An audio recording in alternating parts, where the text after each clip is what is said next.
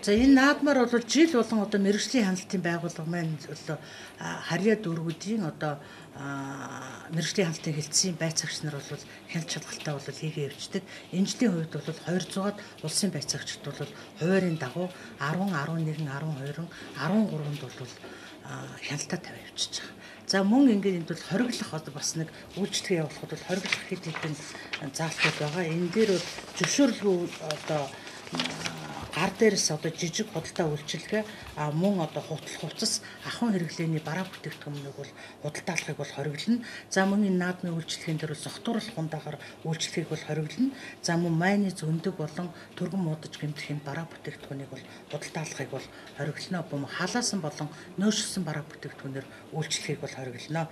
За мөн чанарын баталгаа шинжилгээгүй бараа бүтээгдэхүүнээр бол үйлчлэгийг хориглоно. За мөн хог хаягдал задгаа хийхийг бол бас хоригдсан байгаа.